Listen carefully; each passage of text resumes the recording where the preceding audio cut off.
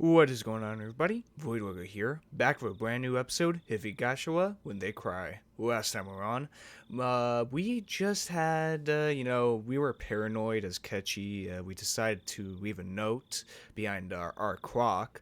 And basically, we were just paranoid throughout the whole day of pretty much everybody. So, yeah, let's just keep going.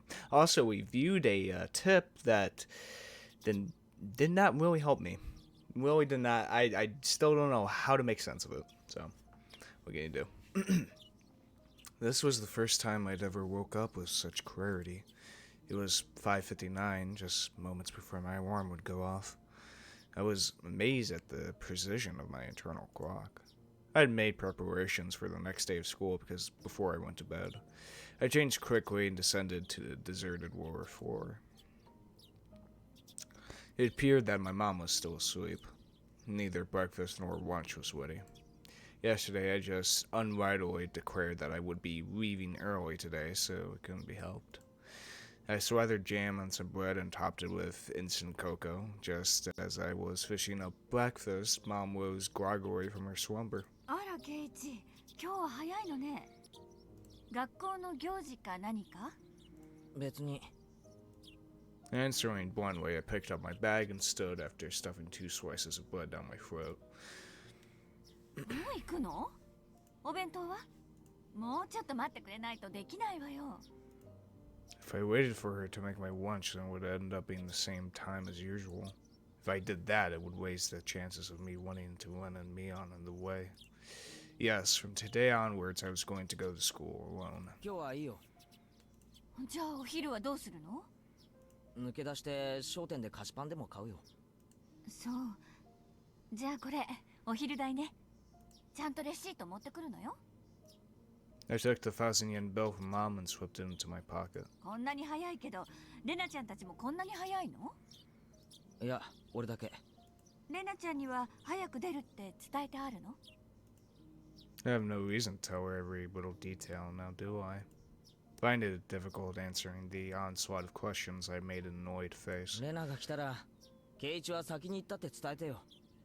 ちょっとケイチ、待ちなさい。 It's not that I didn't trust my parents, just couldn't rely on them. They couldn't help me. I could only hope that they didn't get involved. It was safer that way.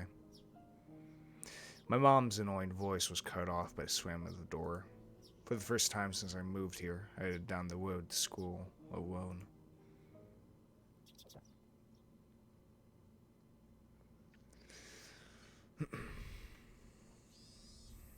Up until now, I had always walked down the same path at the same time each day, so I always met with the same people at the same places.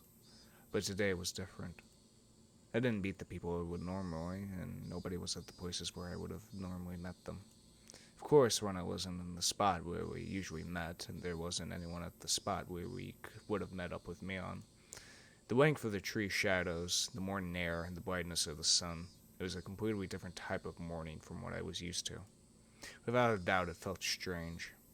It left me with the impression that I had destroyed the illusion Himizawa had set up for me before I had enough time to prepare all of the props he needed to deceive me. あら、ケイチくん。今朝は早いわね。みんなで早朝から待ち合わせ？ The person who called out to me was someone who he always passed by as they were taking a walk along the edge of the fields. Their name was, I forgot. Of course, this wasn't the spot where we usually passed each other. 今朝は早くに目が覚めちゃったので、気分転換なんです。あまり気にしないでください。I threw out a random excuse. レナちゃんやミオンちゃんはどうしたんだい？今日は一人なの？ええ、まあ。I was being asked the same type of questions my mom was asking, so I answered them in the same uninteresting, vague manner. It wasn't funny being asked where Rena was each time I passed by someone, but maybe it was to be expected. It was because for so long we were always together so amicably. Even I felt that if I let my guard down, we could still be friends. Stop it, Ketchy. Don't think about that anymore. You spent all day yesterday thinking about how dangerous it was to go soft, didn't you? Beep. Car horn blared from out of nowhere. Even though I was walking lost in thought, that horn was way too close. The mechanical behemoth barreled at me from behind, catching me completely off guard. By the time I turned around, the van's hulking chassis was almost on top of me. I had seen plenty of cars veer to the opposite shoulder to avoid pedestrians, but this car was doing the opposite. It felt like there was someone body on the opposite shoulder, and the van was swerving in my direction to avoid them. That blissfully ignorant train of thought delayed me from realizing something much, much more important. That large mass was hurling right at me. Was it going to hit me? The inside of my head instantly flooded with a painfully cold liquid. In that moment, the scene before me, no, time itself had frozen. In the silence of that frozen moment, I compared the van so close I had no way to dodge it, and my body in the upper half twisted awkwardly in order to look behind me. There was no way I could dive out of the way in my current position. If I lost focus now, this moment would unpause, and I would probably be plowed over, caught in the silly pose. Bend my upper body over towards the paddy by the side of the road. If I had bent far enough, I'd get away with just being hit by the side view mirror. As soon as the thought crossed my mind, the temporal stasis was shattered by the deafening sound of the van. The side mirror struck my shoulder, sending me spinning off through the air like a top blocked in my contorted position. Kaplash! Sent tumbling through the air, I crashed into the muddy paddy by the side of the road. My entire body was soiled and drenched, but the choice I had made in that instant was unmistakably for the best. I was covered in mud, but when the alternative was being hit by the car, it was the closest I could be to being unscathed. Rising up from the paddy, I had enough in me to glare over at the stopped van and yell profanities at the driver. I'm not sure if he was able to see me, but the van sped off suddenly. 待てよクソこれってひき逃げって言うんじゃねえのかよ I couldn't help but continue yelling out profanities. The disgrace from being covered in mud hurt me more than any physical wounds. I slogged through the muddy paddy and made my way back onto the road. これって犯罪じゃねえのかよチクショー Yeah, being paranoid and almost getting hit. What a fucking development. Shit, I'll track you down and sue you. If I go looking for a van, I'm sure to find it in this little village. The path I was on had ice pedals on either side, and it had become so narrow that one car could barely fit through. It wasn't a place you could tear full speed down in a car, let alone pass by pedestrians. Not only was it a narrow road, but the car just now was closer to my side of the road than the other when it went past me. Even as I cursed, I was desperately trying to suppress the dark crowd rolling up within me. This wasn't just a hit and run. That car just now was trying to run me over, wasn't it? Here we go. Thinking back, I did feel like there had been a car creeping up on me slowly for a while. That's right. As soon as I parted ways with that person taking a walk, I had that feeling the whole time. If it had wanted to pass me, then I had no shortages of chances. Normally, I would have felt suspicious and turned around sooner.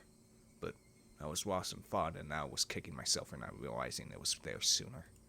And then, when the path became narrow and there was no one else in sight, you floored it. If I had hesitated for even a moment, the result would have been no laughing matter. As the adrenaline rush from nearly being won over subsided, and the realization of just how terrifying the preceding events were sunk in. There was no doubt about it. That van was intentionally trying to hit me.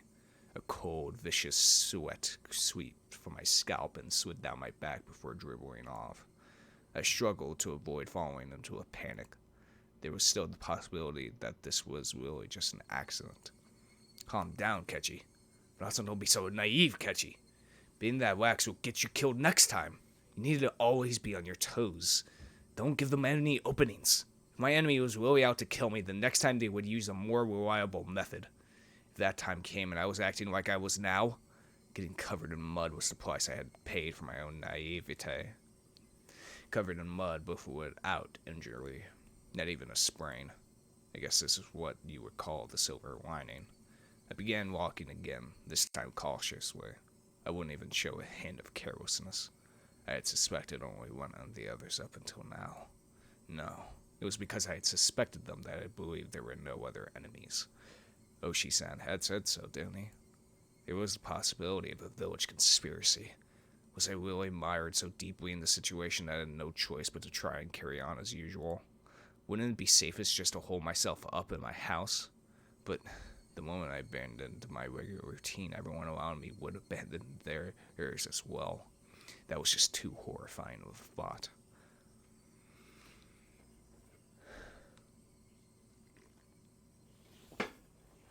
I recall the tales Oishi-san told me of when Himizawa was still called Onagafuchi. A frightening tale of an entire village of demons hunting their prey, surrounding them and eating them alive.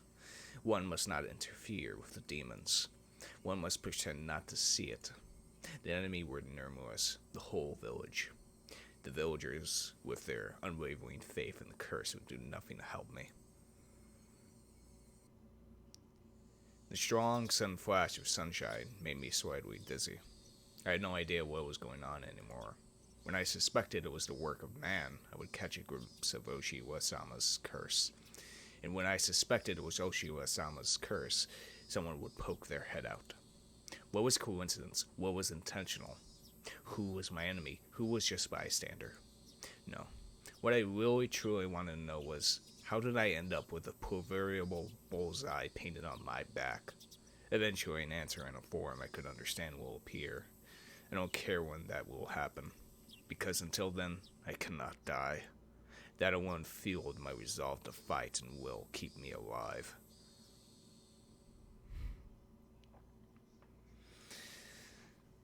Who is after you and who is not?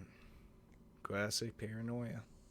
I remember seeing the metal bat in the gym storage shed, but there was a padlock on the door barring my entry. At the very least, I wanted to get my hands on it before everyone else arrived at school. I circled around the school grounds impatiently. But all I could find were things like pieces of lumber, nothing that I could bring into the classroom easily. Then I had an epiphany.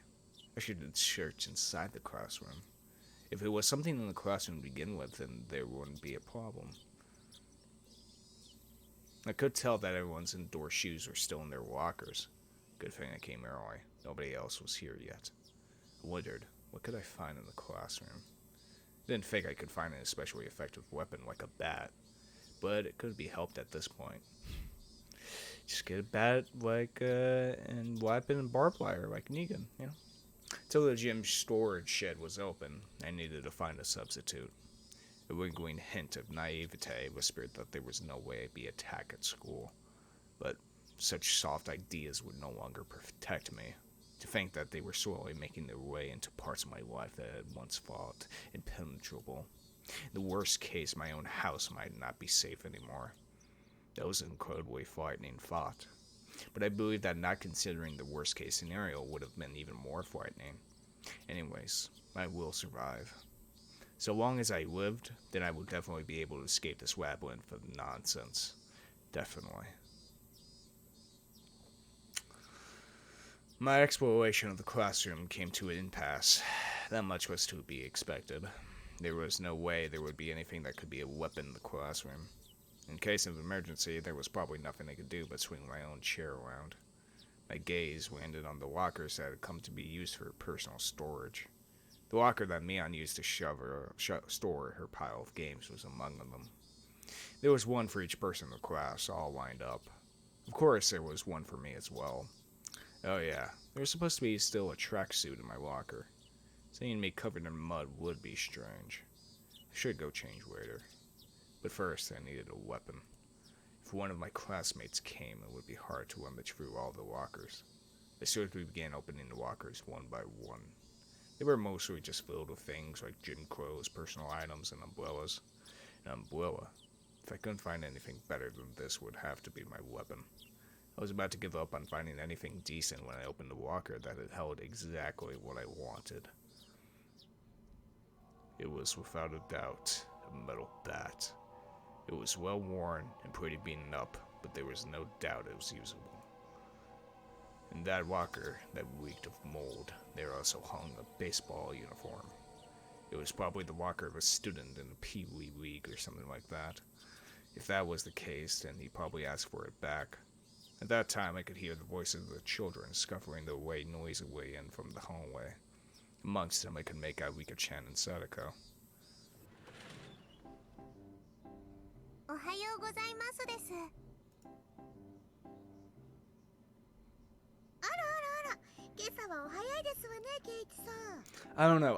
Dude, I have this feeling that all this is just going to backfire on Kechi, dude. This is like a setup for like a murder he's going to commit, and the police ain't going to fucking believe him. Who are you going to believe? Some guy who kills probably one of these girls with a metal bat, or the girls, I'm not sure why we hid the bat I was holding behind my back.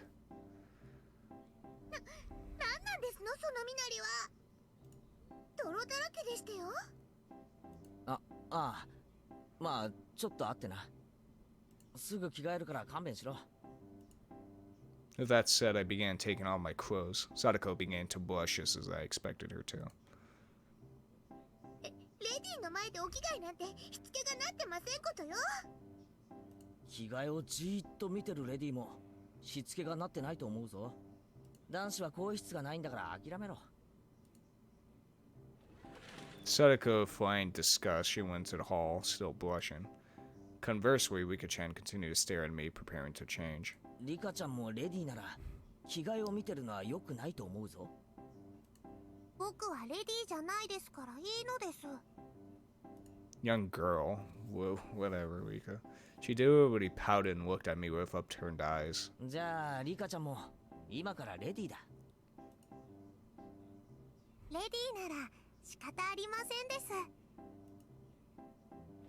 Rika-chan, appearing to be satisfied with being considered ready, made her way to join Sadako in the hallway.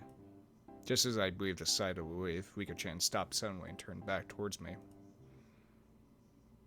ケイチは野球を始めますですか？ It seemed that Rika-chan had noticed the bat. ああ、ちょっとさ。体がなまってさ。ちょっと素振りでも始めようかなってな。健康に気を使うのはとても良いことだと思いますです。 She was talking like an old lady, despite her appearance. After saying that, Rika-chan started to weave again, but stopped and looked back at me once more, I'm afraid. そのバットなくさないでくださいねです。 It seemed she already knew I took it out of someone's locker. There was no name on the locker door. Didn't know whose bat it was, but I would be borrowing it until they complained. Wouldn't be for long, just until the gym storage shed was opened. After quickly changing into a tracksuit, do not click the white mouse button. Tracksuit, I checked the time. I still had plenty of time before class began because I came so early.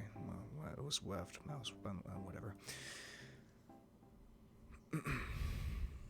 I took the bat in one hand and went out to the schoolyard. That was, of course, to practice my swing.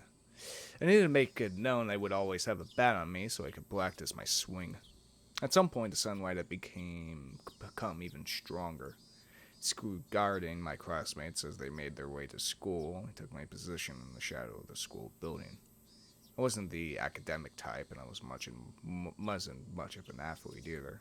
Might get muscle pain if I just suddenly started swinging. I should at least start out with some warm-ups. I doubt anyone would think I was doing something out of the ordinary, which was the exact opposite of my actual mental state. I gripped the bat and swung lightly. The bat was by no means light. The weight would make it a reliable weapon when I needed it to be. Of course, I could only pray that the moment I needed to use this as a weapon would never come. Just carrying it around could deter attacks against me. At least, that's what I hoped.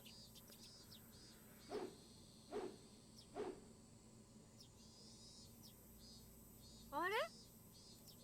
ケイちゃん？まだ何やってんの？ Being bombarded with such a hysterical voice, I jumped. ああ、ケイチくん、野球部だよ。野球部だよ。 It was one on me on. 先に行ったって言われて驚いたけど、ケイちゃん、あんた何やってるわけ？見てわからないかよ。素振りだよ、甲子園だよ。別にダイエットでもいいぞ。ダイエットってケイちゃん、そんなに太ってたっけ？ I know I'm just practicing my swing, but I kind of want a leather jacket for some reason. ああ、知らなかったろ。実は三段腹なんだ。 And I kind of want to name my bat. Something like with an L. Lucille. Yeah, that's a good name for a bat. もちもちでタプタプなんだぞ。もちもちでタプタプ。レナ、変な想像しなくていいぞ。To swap Rena from imagining something that vulgar, I ruffled her hair or mess away. じゃあまあ頑張って県大会を目指してちょうだいよ。おじさん応援してるわ。野球部の強い高校教えよっか。そこにいる左腕の亀田くんがすごいピッチャーなんだけどさ。頑張ってね。 Seems like they've already taken me for a baseball nut. But oh well. Well, if I really did make it to the championship, it would be a cinch. After all, I'd be the pitcher and the catcher.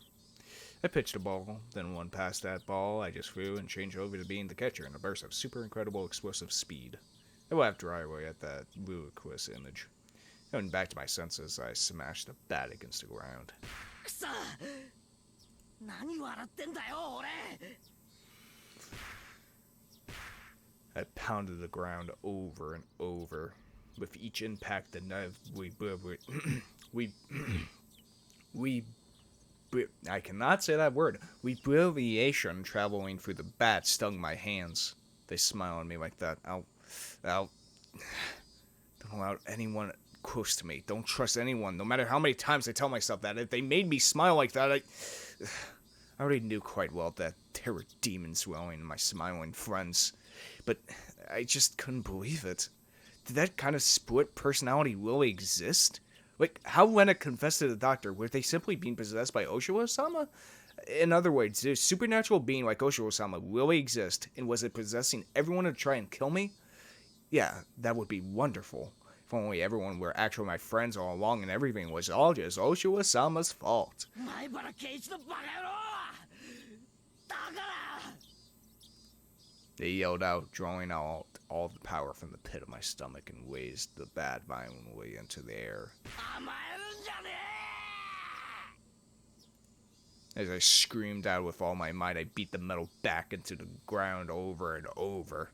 With every impact, my weakness was being beaten down. Smash, forget, smash, don't be soft, smash, know your enemy, smash, like hell I'd let them kill me. My shoulders heaving up and down from my ragged breathing, I heard the first bell ring just as I calmed down. This ain't good, Kechi. Your mental state, it ain't good. I ain't no therapist, but it ain't good. I'm just saying, you know. But, like, shit, what can you do in this situation, man? I don't know.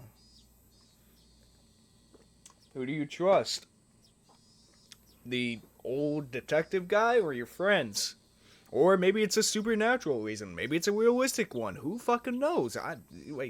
There's evidence for all of the above. I don't know. I gasped with a sudden realization. That was the final bell. As I felt all the tension drained from me, I let out a deep breath.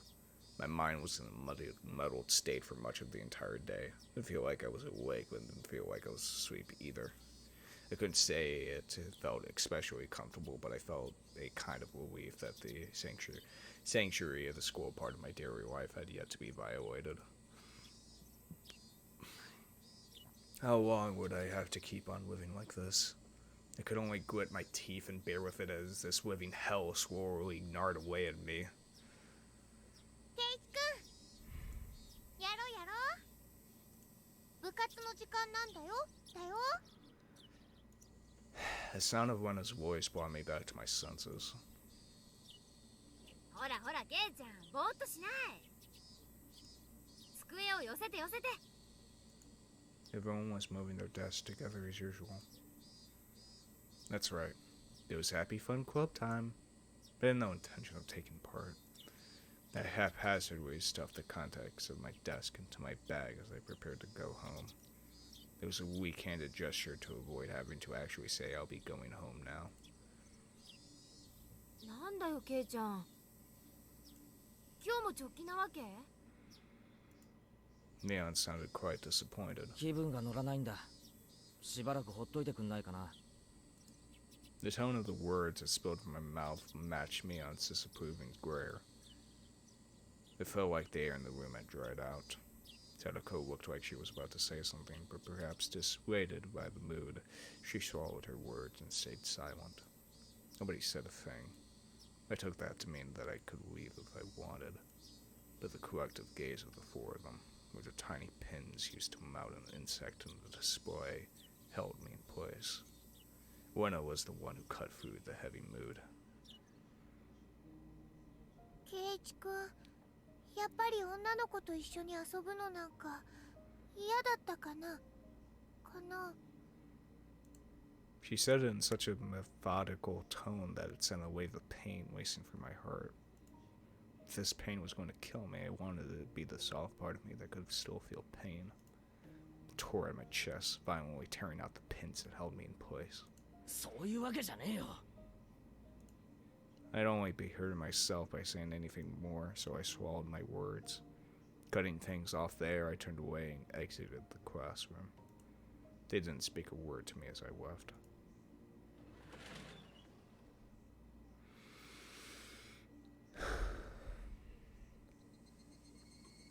It was a long, dull trip back home, but I didn't lose focus.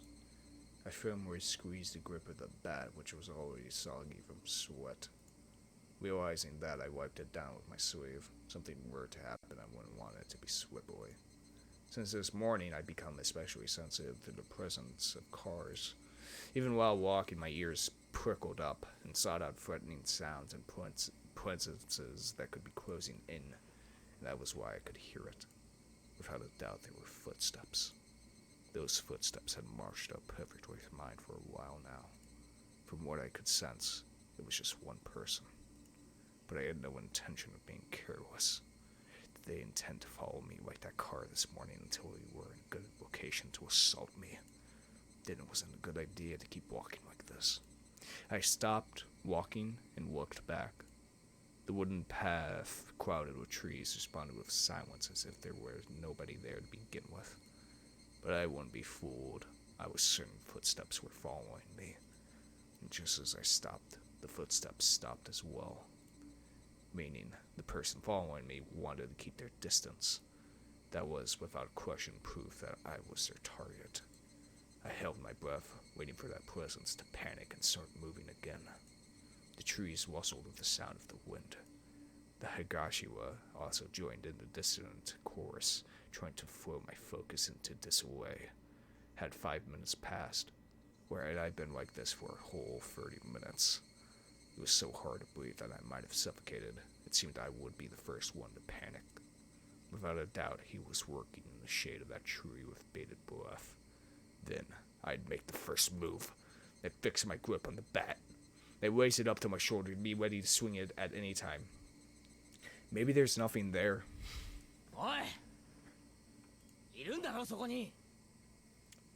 With all of my might, I screamed out whoever was hiding in the shade of the trees. But the presence in the shade didn't budge. Till the moment I found them, they had no intention of revealing themselves. 分かってんだよ。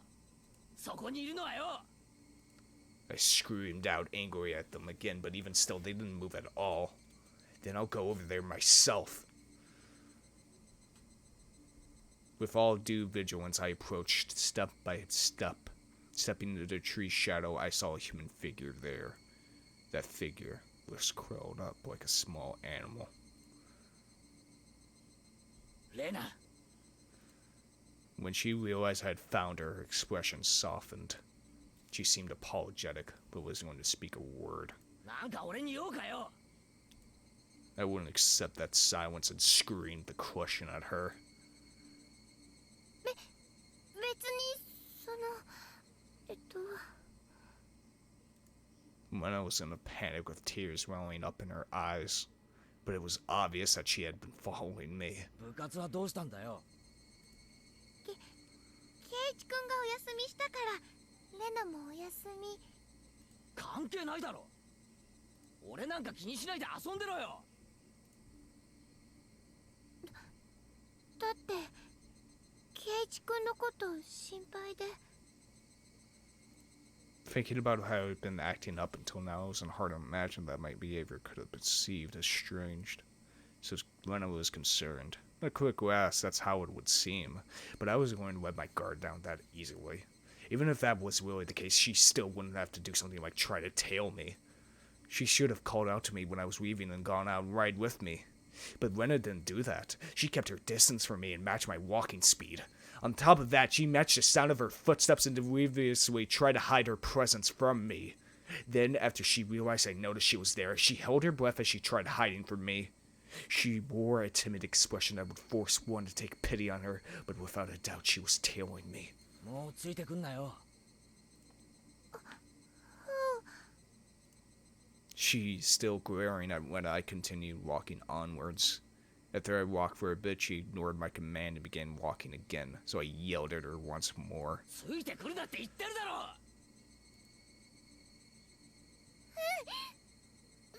だってレナの家も同じ方向だし。じゃあレナが先を歩けよ。レナが見えなくなったら俺も歩く。God damn it. Oh, fuck me, man. I can't decide, because, like, I feel like Kichi's paranoia is going through the roof, but he has a reason to be paranoid. She did match the fucking footsteps. God damn it. There is so much to this fucking game, man, and I want to unpack it all. Jesus Christ. I moved out of the way and waved my bat violently to urge her forward. レナは圭一君と一緒に帰りたいな。 Making a pitiful expression, she meekly squeaked out the words in a voice that she knew would cut into my heart. That agitated me to no end. I knew it was a lie. If you wanted to go home together, then you should have called out to me. Now you're just blurting out random lies. ごめんなさい、ごめんなさい。 It seemed that the seething anger with me was when all over my face. Even without me saying anything, Rena had understood what I was feeling inside. 分かったならほら行けよ。 I swung the bat, urging her to walk. Rena looked back and forth between me and the bat and started walking hesitantly, then stopped again. 早く行けよ早く。行くから。そのバットやめてよ。怖いの。 Rena guarded herself while pointing at me holding the bat. She may have realized that I wasn't planning on using this bat for baseball. I lowered the bat, but still guardedly opened the way for her. 行けよ。これなら文句ないだろ。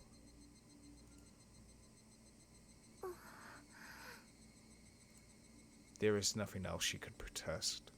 She passed by me timidly so as to not set me off. As I watched her pass by, she stopped completely after having barely moved at all.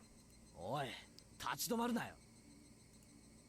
Then, a powerful gust blew which passed us, barging in my face with dust. The dust got into my eyes and clouded my vision. While rubbing my eyes with my left hand, I swung blindly with the bat in my right, protecting the small opening I had presented. But Rena didn't even try to attack during that opening. Attack me? No, she hadn't budged an inch. I could tell from the sound of her fluttering skirt in the wind. As her skirts settled, so did the silence. At that moment, the voice inside of me immediately warned me of impending danger. I was caught by surprise. The smell of the air had changed. Without me realizing it, the air around me suddenly felt like a calamity was about to befall me. It was like the air had suddenly become invisible concrete, like when I were walked into this space. When it didn't move an inch. Also unable to move, I stared at her back.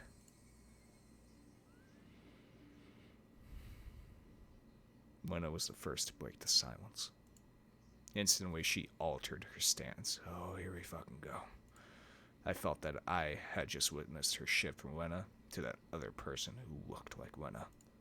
But the voice was one I knew well, which filled me with a kind of bewildering pity. Curiously, I felt relief upon hearing that pitiful voice. そのごめんね。聞いてもいい？ Too shy to even turn around, Rena squeezed her voice out desperately as she trembled. なんだよ。あのねどうしてバットなんか持ってるのかな The question Rena asked was by no means unexpected. 俺が何を持ってたっていいだろ。でも昨日まで持ってなかったしどうして突然別に突然でもいいだろ。俺がバットを持ってるとおかしいかよ。だって圭一君野球とかしない人だったでしょおかしいよ I couldn't tell what kind of answer she was looking for, and I was getting tired of answering her. 突然野球がしたくなったんだよ。それじゃおかしいか？おかしいよ She answered instantly, and that annoyed me slightly. 突然野球がしたくなった。素振りがしたくなったからバットを持ち歩いてる。それのどこが変なんだよ。変おかしい絶対 Oh boy. なんで圭一君までぶつくさとうるせえやつだな。俺がスポーツに目覚めるのがそんなに変かよ。 I tried to sound a bit more threatening to end the conversation. Until my suspicions about Rena were cleared, I had no obligation to answer her questions. ごめんねそんなに怒らないで Rena still didn't turn around and spat out words of apology one after the next. God damn it! God damn it! This is getting... I'm feeling pity towards Rena. God damn it! Is that what she wants? Or maybe she's not faking it. What the fuck is happening in this game, dude? I don't know how to feel. 最後に一個だけ教えてこれ以上話す気も教える気もねえよ。早く行けよ。 They yelled wildly at her, causing their flinch like she had been struck. Seeing her in such a pathetic state caused my heart to ache sorely. But even though she was afraid, she stubbornly kept herself from moving. Before I was able to frighten her again when I asked her final question. なんでバットまで同じなの Wait, excuse me? What did she mean by the bat was the same? I had no idea what she was talking about. お前何言ってんだ？だからなんでバットまで同じなのかなって Bat? 何を言ってんだか全然わかんねえよ。もっとはっきり言え。 Even so, one of them turned around. After inhaling deeply, she screamed. だからどうしてバットまでサトシ君と同じなの Son of a bitch. I had a sneaking suspicion it was Satoshi. サトシってえ？ Upon hearing that name out of the blue, I became dumbfounded for a brief moment.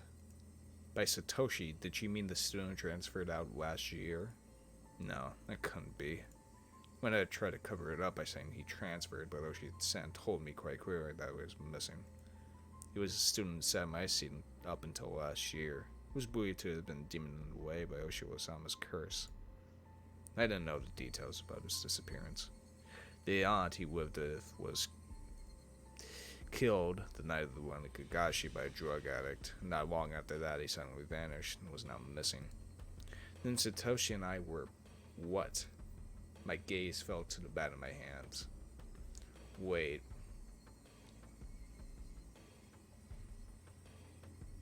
Did... Oh, fuck. Now I'm doubting my... God damn it. I'm reminded of that tip we watched last episode, in which Rena and Mion talked about Oshi. Ushi, I can't remember his name right now. Ushi about how he basically talks to people and eventually they get demoned away. What if this exact thing happened to Satoshi? The exact same thing. He became paranoid of everyone around him.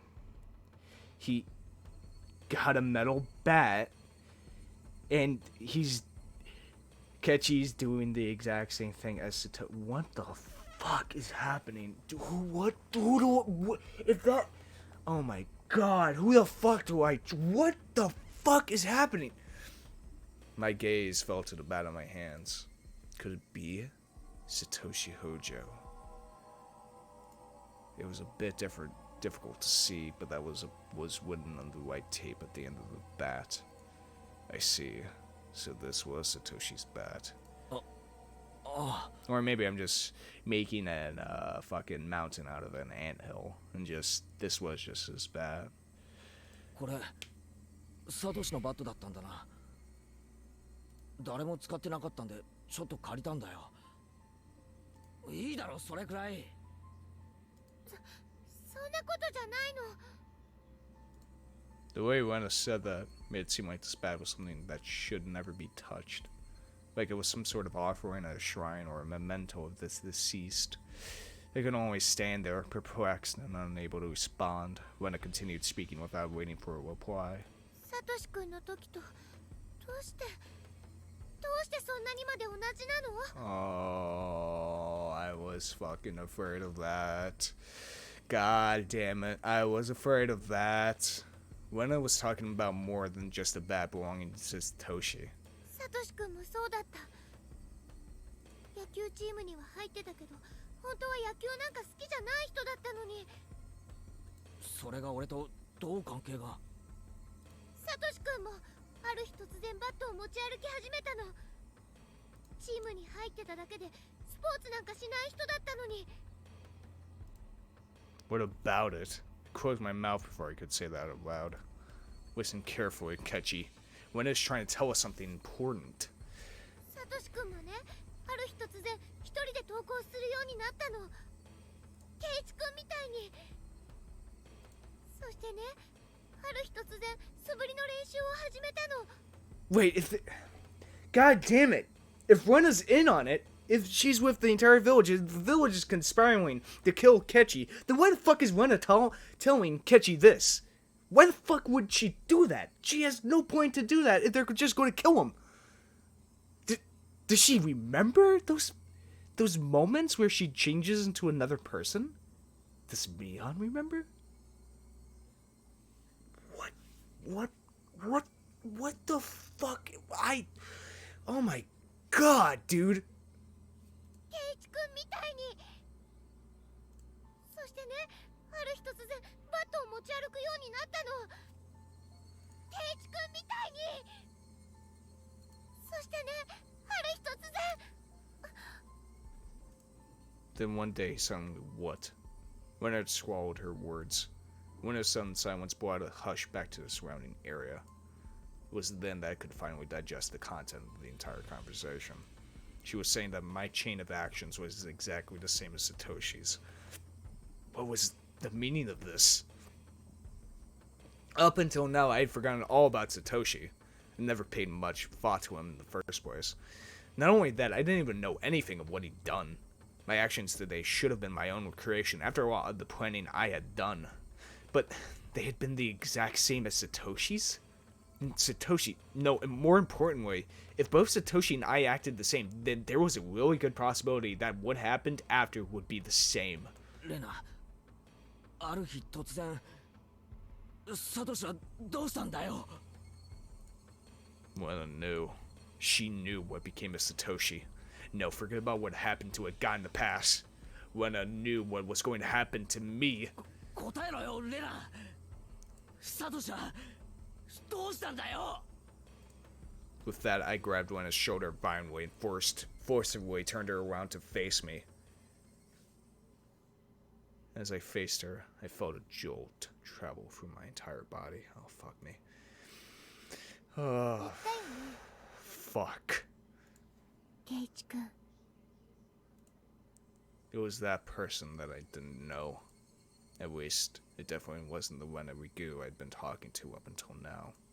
The voice just now didn't have the trace of the trembling emotion that it held before. The amount of regret I felt for turning around so carelessly was unsurpassed. That gaze had pierced me like a cold needle. The smile on her face invoked an image of having been carved out by a knife. Chills went down my spine, my mind froze under a layer of lime.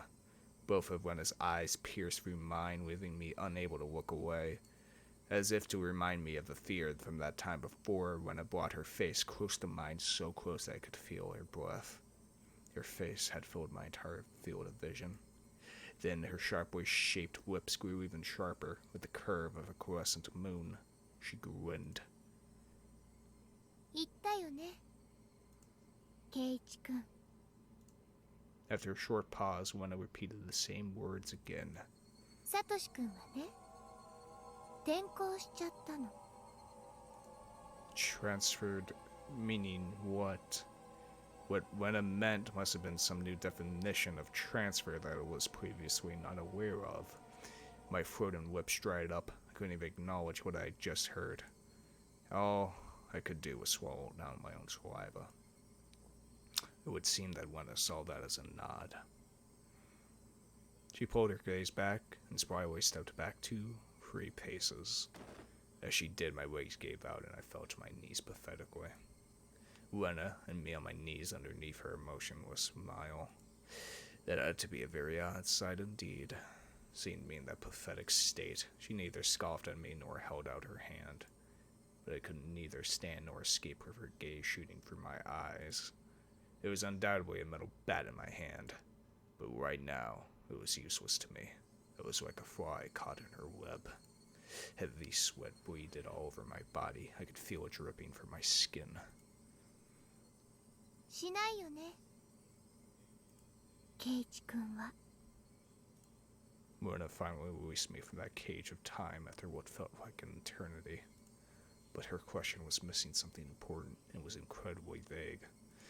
Once again I swallowed hard, urging her on. 何をだよ。 What did she not want me to do? 転校。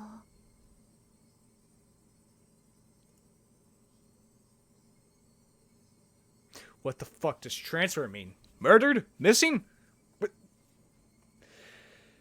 Oh, boy. Ay. Satoshi and I had what? All my well-planned actions throughout the day turned out to have been nothing more than an reenactment of what Satoshi had done. Satoshi, had he really been in the same situation as I was now? The friends he had gone along with had changed suddenly, and for no reason, at least none that I had noticed, planned to kill him. Then, fearing for his life as I am, he got it back to protect himself and carried it around every day to practice his swing. And then one day, suddenly, he transferred. My blood went cold, causing a prickling sensation course through my veins. Starting near my heart, it radiated outwards, from the top of my head to the soles of my feet, chilling every part of me without recourse. What did she mean by transfer? What did she mean by transfer? Was Satoshi still at whenever he transferred to? Was he the only one who would be able to understand me? Would he be able to tell me why it all ended up like this? More importantly, where did he transfer to? What did she mean by transfer? What did she mean by transfer? Before I knew it, I was at my front door. The frigid knob was hard to turn. Was nobody home? It wasn't that odd an occurrence. I reached in my pocket and pulled out the single key attached to my Führer seal keychain. I stepped into the entryway. Just as I was about to take off my shoes, a chill ran down my spine. Oh, fuck. Shit, man. Fuck. What the fuck is happening? What the fuck is going on?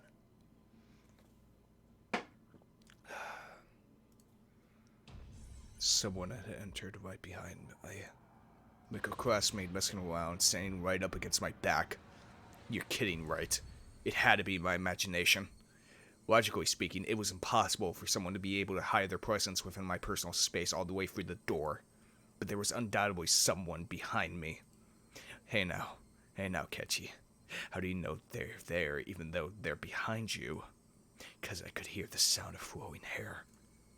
There's no other reason I'd hear that sound. That was the presence. 'Cause I could hear the sound of them blinking. Kenji Maribawa, there's no way you could hear that. My most base instincts were warning me of the presence. Common sense was telling me that it was just my imagination. It was just my imagination. There was nobody behind me. I began to erase the mental image of an eerie figure standing behind me. But at the same time, I asked myself, if there was nobody, then what was I feeling, as an uncomfortable sensation crawled up my spine?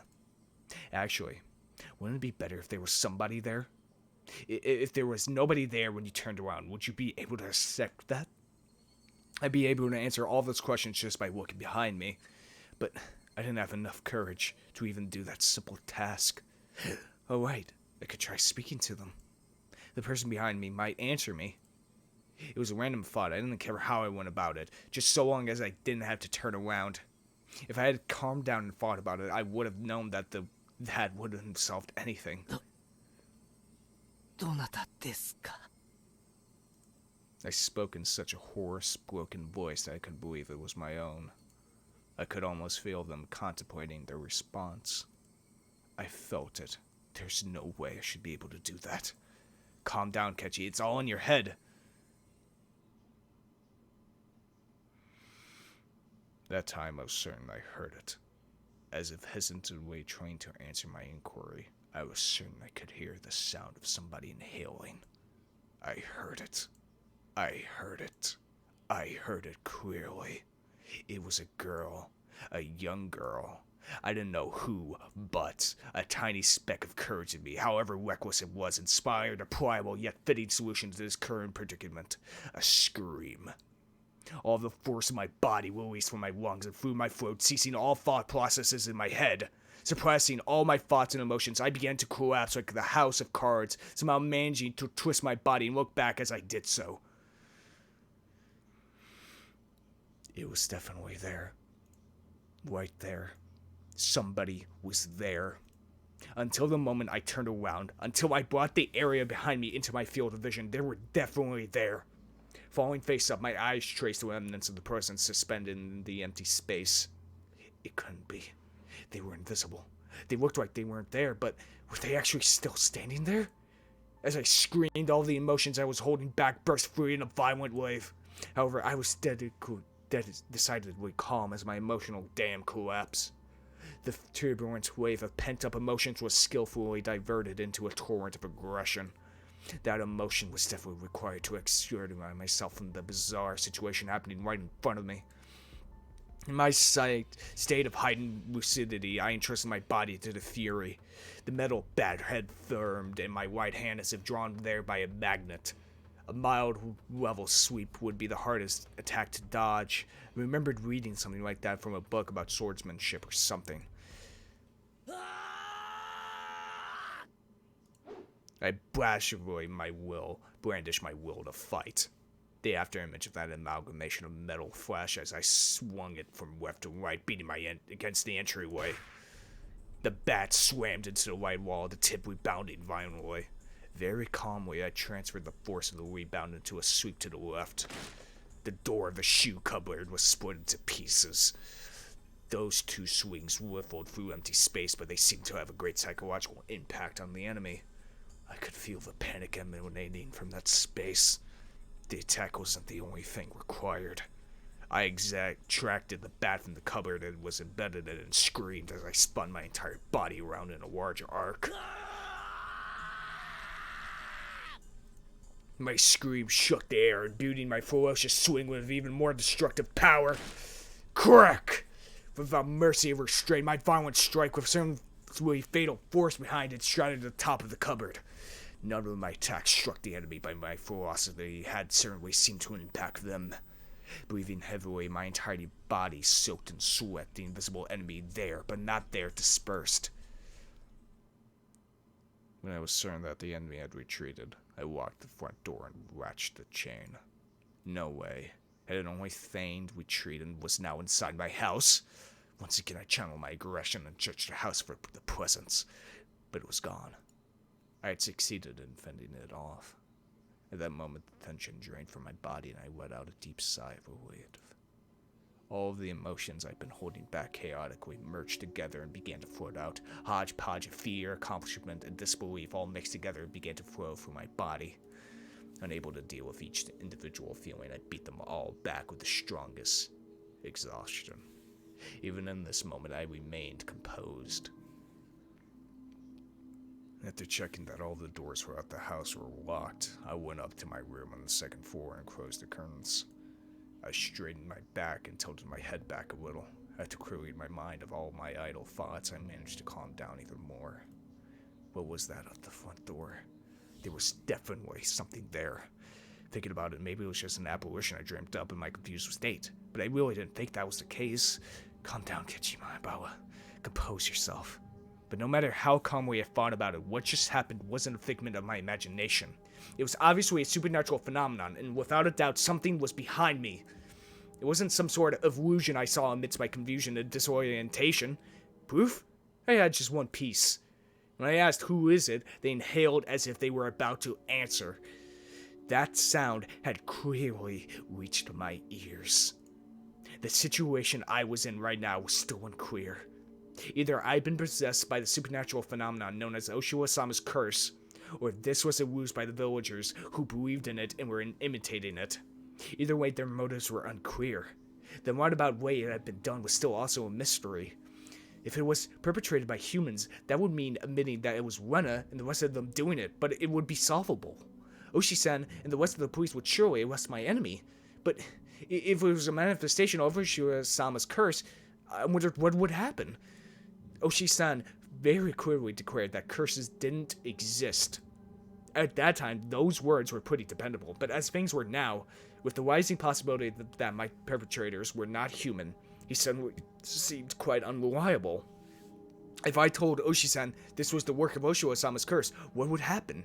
I couldn't imagine his reaction, but it would go without question that a void would explain rapidly between myself and Oishi-san. With me having so few allies to begin with, and not being able to confidently declare whether or not this was a curse, there was no merit to doing that. I'd better keep the facts of what just happened at the doorway to myself. Shit. Shit. Dude, it really could be Getty is just so paranoid right now that he just made it up, or there was really someone behind him. And if there was someone behind him, that devolves into two questions. Was it a human? Was it a person? Or was he Oishi-san? Or Oshiwa-sama? Oshiwa. Buff Star would know. That's interesting. I don't know what the fuck's going on. It would be better if I hadn't added what happened here to the memo behind the clock. There was still the ever so slight possibility that I was actually confused when thought I was composed. I was just going berserk in the entryway. How wonderful would that be if that was really what happened? I would be able to refute Oishi-sama's curse. But if I denied Oishi-sama's curse, then that would mean admitting that Rena and the West were the perpetrators. If I said that Rena and the West were the perpetrators, then that would be believing Oishi-sama's curse. By denying both of those, I would be admitting that I myself was losing it. The three options from which I couldn't choose became a trilemma of sorts. They mixed together and formed a whirlpool in my mind, making my head spin.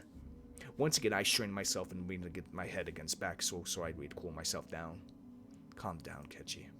Accept what has actually happened as reality.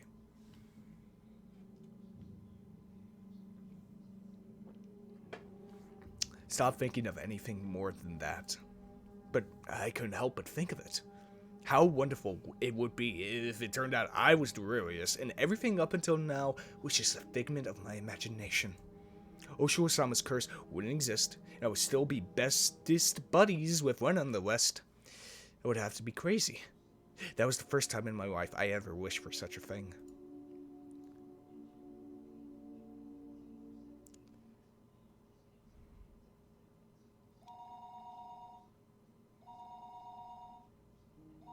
The phone rang noisily downstairs. Generally, there were no calls for me, so I never really answered that phone much. But since my parents weren't here, I had no choice. I squirmed off the bed and went downstairs. もしもし、前原です。圭一、お母さんだけど。Hey, in truth, Sue had a bad feeling about this. It was because I thought she was going to ask me to go out and buy some things. So I took the initiative. 何？別に俺、夕食はインスタントでもいいよ。まだいっぱいあったでしょ？ The other day, we went out as a family and bought a whole case of cup noodles. I wanted to get a bunch of different kinds, actually, but they refused since the individual packs were expensive, so instead I got a whole case of the mega-size poke-board and ginger-flavored ones I liked. But my parents don't like strong flavors and didn't touch anyway, so the cupboards were still full of them. だからさ、買い物に行く必要はないんじゃないの？圭一、買い物のお願いじゃないの。お父さんとお母さんね、お仕事の関係で急遽東京に行かなくちゃならなくなったの。今から？ This was really abrupt. もう着いちゃってるの。お昼には出発してたからね。It's quite a distance to Tokyo from Himizawa. Gunning at full speed on the highway would still take 6 hours. That has a license, but since he doesn't like the highway, they likely took the train. It would have taken longer. 圭一もお父さんとお母さんの話を聞いてたからわかるかもしれないけど、お父さんのお仕事の契約がね。 So you're going to tell me I'm going to have to be by myself? Now that she mentioned it, I did remember that they talked all that time about how his job prospects weren't looking so good. お父さんはそういうのに繊細な人だから、このままだとお仕事にも影響が出ちゃうの。Part of my father's particular fragile autistic personality is emotions change as easily as the fall sky. You could also say that he just couldn't take criticism. でも、そんなの電話でやり取りすればいいじゃないか。圭一、お父さんのお仕事なんだから、もうちょっと応援してあげて。ね。とにかく電話よりも直接会って話した方が早いの。誤解もないし。As their son, there was nothing more I could say once they started talking about work. だから帰るのは明日の晩になっちゃうの。圭一、一人で大丈夫よね。No, I'm going to get murdered, Mom. Probably. 別に死にゃしないよ。圭一、死んじゃうなんて軽々しく言っちゃダメよ。心配事があったら相談してね。Look, Mom, there's only two options when you come back home. Either I'm going to be dead or I'm going to be framed for murder. Or just actual murder. 母さん、きっと相談に乗れると思うから。Yesterday I did bring up if I died rather abruptly, so I suppose they were a little worried. But really, I was more depressed by the fact that nothing would be solved by telling them. But I didn't plan on dying. At least not while I still knew nothing. I would never allow it. 死なないよ。俺は、あがいてでも生き延びる。そう。じゃあね。明日の朝、ちゃんと起きるのよ。朝ごはんは食べてね。お風呂と歯磨きも忘れないのよ。へいへい。そんじゃ。The call ended like that. Sometimes my parents went off to Tokyo for business meetings, but Tokyo was far away. They normally did things by phone. Times they did go were normally planned out in advance. It never happened this suddenly. I couldn't say that those circumstances didn't feel strange or rather unnatural. Anyway, I only needed to recognize the reality of the situation. That tonight, I was the only one in the house. That when my parents came back from work, I'd be gone, missing, vanished. Looking back on the series of events of the previous 5 years involving Oishi-sama's curse, it wouldn't seem that strange at all. Come to think of it, it was getting pretty late. And I think it was good that the only light on in the whole house was from my room on the second floor. It was the same as broadcasting to the enemy that my parents were gone and this was their chance. First, I went to the living room, flicked on the lights, and turned the TV on to reassuring volume. Next was the study. I simply turned on the lights and some music. With this, from the outside, it would look like my parents were here. Once again, I went through the house, checking to see if there was anything left unlocked. When I saw the Vendera and the laundry still hanging out there, I went pale. That would have made it too obvious. I needed to take it down. I snatched down the laundry haphazardly and erased all traces that my mother wasn't there. It should be fine now. Ah, the garage! They hadn't gone all the way to Tokyo by car, but they had gone up to Okinawa Station. The guard was empty, wide open in plain sight. This was not good. I panicked and rushed out the back to close the normally open garage door. It should be fine now. I need to get the paper. Mom always gets the paper. Since they left in the afternoon, the evening paper was still out there. My premonition was correct. I pulled out everything from the mailbox and dropped it in the entranceway. With this, for sure this time, it should be fine. Come to think of it, moving the cupboard busted like that for my little freak out was kind of bad. I'll just say I tripped and fell, and the bat I was holding smashed into it. Even so, just leaving it in its current state wasn't good. I should clean it up a little before Mom got back and scolded me. I remember that there was a broom and dustpan in the closet. I was going to get them. The phone rang once again. もしもし、前原です。 Do you like scary movies? I need to watch Scream. あら、圭一君、 お母様はいらっしゃいますかしら。 How the fuck did you get my phone number? Or at least my house phone number? 今ちょっといないんですけど。 You idiot, Kechimaribawa. Don't reveal that your parents are gone? You can fall up still. Calm down and take care of it. すぐに戻ると思います。 That wasn't a good response either. Now they might say they call again or to tell her to call them when she comes back. なら結構です。大した話でもありませんから。では失礼しますわね。 Anytime someone says that, it is fucking important. The scenario I feared then play out, eliciting a sigh of relief. That car was fortunate in more ways than one. I'd have to deal with any telephone calls coming in from my parents tonight. I was somehow able to deal with the phone call just now, but I couldn't continue to rely on such poor improvisation. Improv. I needed to make up a good story to explain that my parents were home, but couldn't answer the phone at the moment. They were making tempura and couldn't step away right now. That wasn't good enough. They were sick and went to bed because they weren't feeling well. Is that going to be safe enough? I was thinking about it on the way back to my room when the phone rang once again. It was like they were calling because they knew I was going to lie. I didn't want to pick up. And I knew I had to. They suspect my parents weren't here. I should have just taken the phone off the hook under the pretense that I didn't realize it was. But since the phone rang, I had to pick it up. I prepared myself and lifted up the receiver. もしもし。 I stopped announcing this was the Amarabawa residence. I had no reason to be kind to someone I didn't know the identity of. But unlike my uncouth voice, the person on the other side sounded goofy and lighthearted. どうも、夜分遅くに申し訳ありません。私、沖宮書房の大石と申しますが。大石さんですか。前原さんですか。こんばんは。お元気そうで何よりです。ちょっと待ってくださいね。 I grabbed the portable handset and rushed up to my room with it. It was the same no matter where I was since there was no one else home, but I wanted to be in a spot that just felt a bit safer when speaking on the phone with Oishi-san. お待たせしました。いかがですか、その後お変わりは。 Since then, what was that exactly? There was something about the brazen way he talked that rubbed me the wrong way. The last time I spoke to Oishi-san was 2 days ago. The day I stayed home from school, I met Oishi-san on the way back from the hospital, and we headed into town for lunch and had a talk.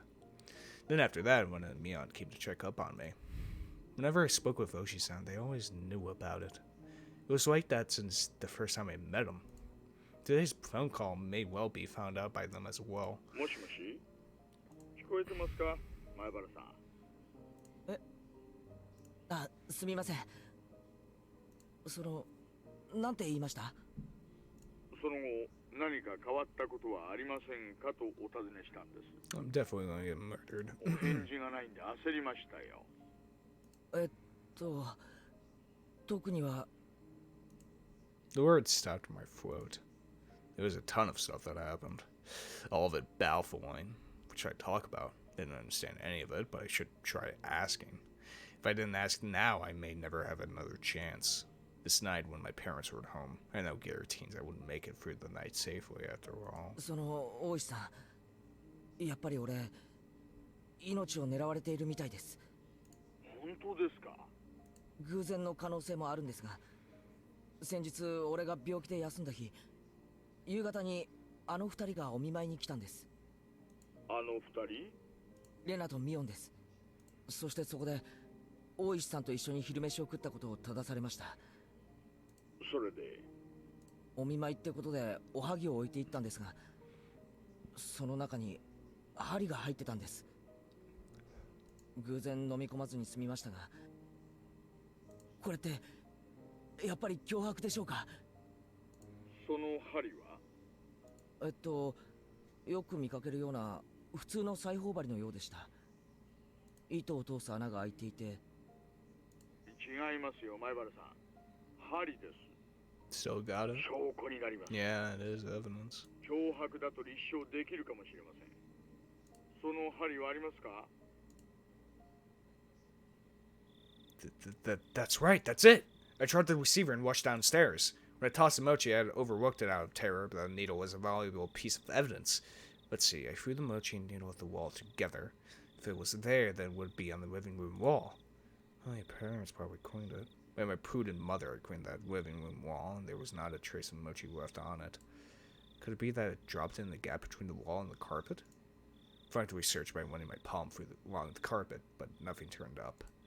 Tried moving around the sofa and desk, pulling up the carpet and flapping it around, but I couldn't find the needle. Did my mom clean up everything without noticing it? It was just 2 days ago. I didn't know what day they collected the burnable trash, but it may still be in the trash bin in the kitchen. I rushed into the kitchen, opened up the lid of the pail, and poured out the contents. But even at a glance, I could tell that it would be incredibly difficult to find the needle in this pile of trash. Finding a needle in a pile of trash? It's a new one. I was looking for a needle in a trash stack.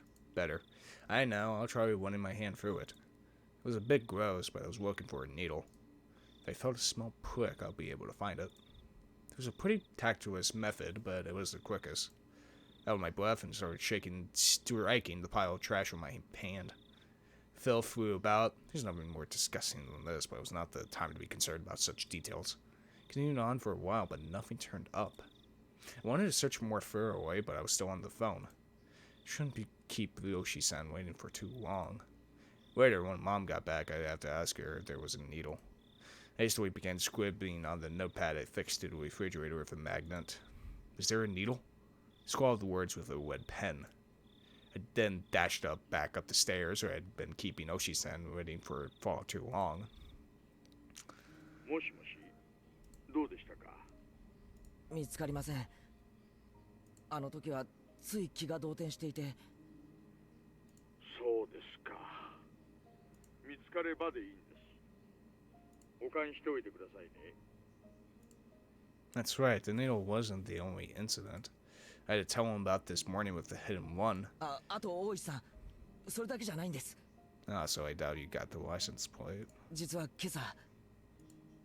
The van was definitely aiming for me. I could say that without question due to the circumstances at that time. その車のナンバープレートは見ましたか？ Exactly.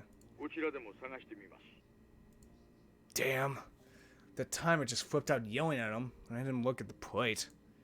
The failures on my part with the needle and the plate number. I was so focused just protecting myself that I let some of the most important details slip out of my grasp. Punched my pillow, annoyed at how worthless I was. すみません。白いワゴン車ってこと以外はわかりません。It's pretty damn common. 仕方ないことですよ、前原さん。惹かれかければ気も動転します。やっぱりこれらって偶然じゃないですよね。One hell of a one, but... Oishi-san started to hem and haw over on the other end. Could imagine him folding his arms. あと、レナの様子もやっぱり怪しいです。それはどんな感じですか？ What Rena said on the way home today, asking why I was so much like Satoshi-kun.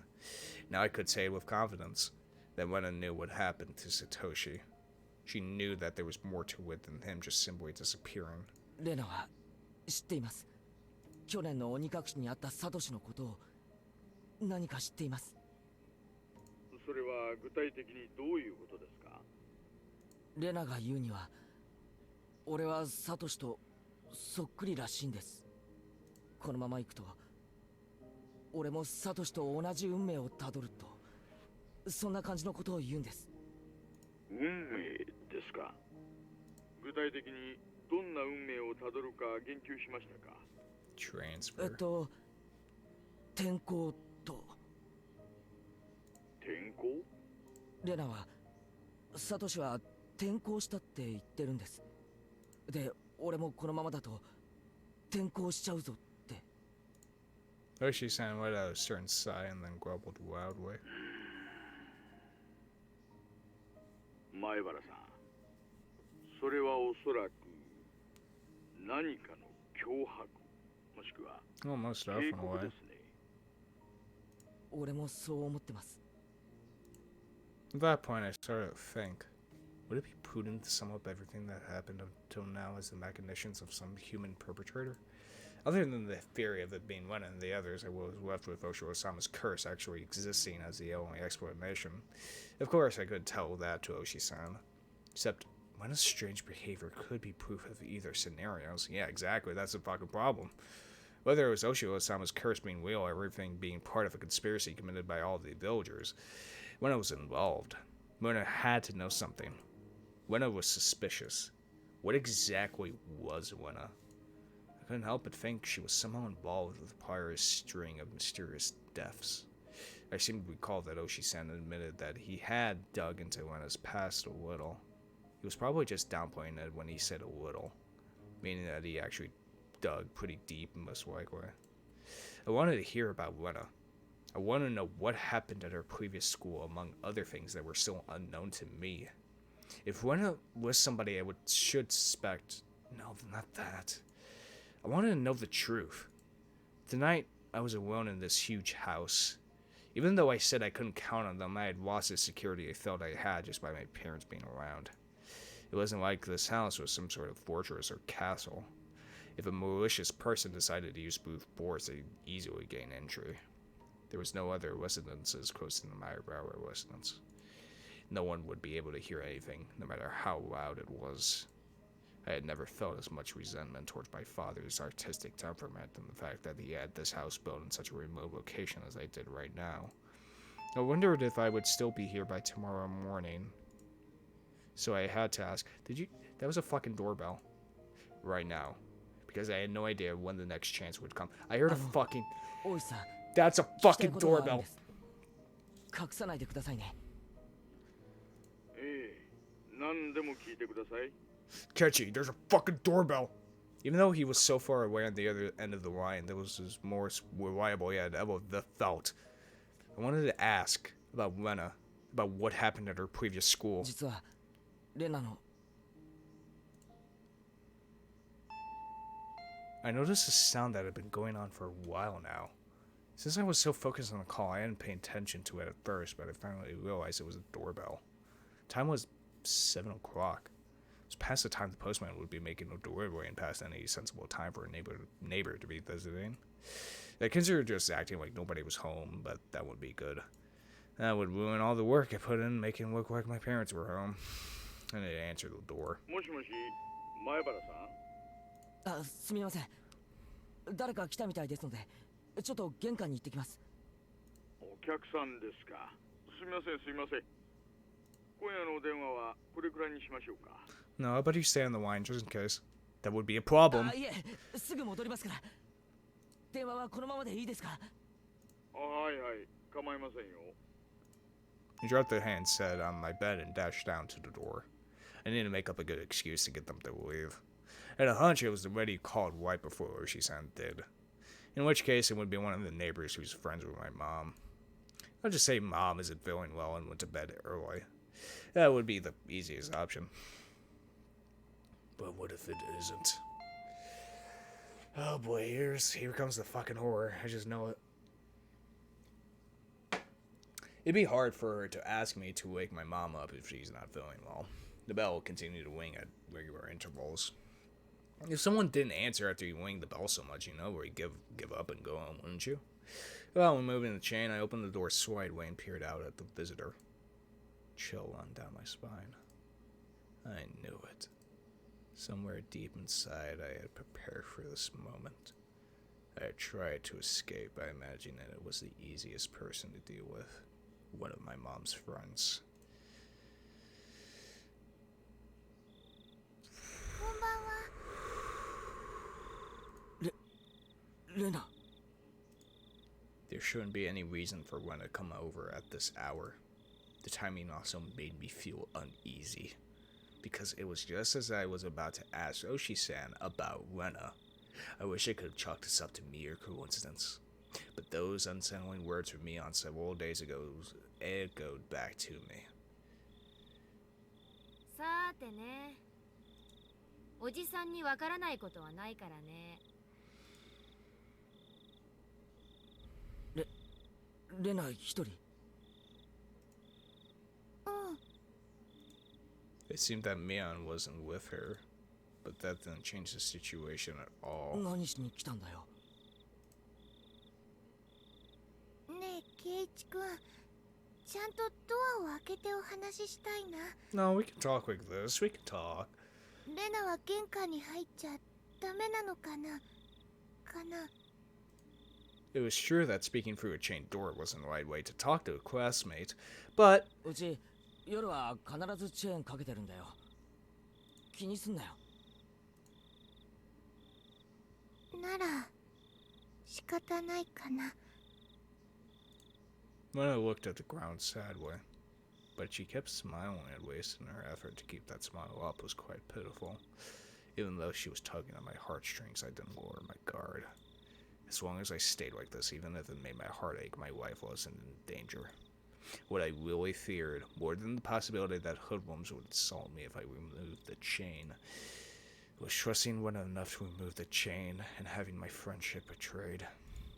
As long as the chain wasn't unlatched, even if it made my heart ache, I wouldn't have to deal with being betrayed by Rena. Since it didn't seem like I removed the chain from her silent urging, she appeared to give up on trying to get into the entranceway.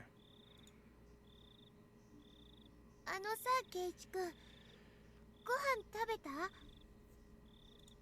No, I haven't eaten. Since my mom wasn't there, dinner wouldn't be ready no matter how long I waited. I weighed down when I got home, was woken up by the phone, and didn't have the chance to eat since I used up all that time talking. I was going to have cup noodles in any case. Could just eat one whenever I wanted to. いや、まだだよ。それがどうしたよ。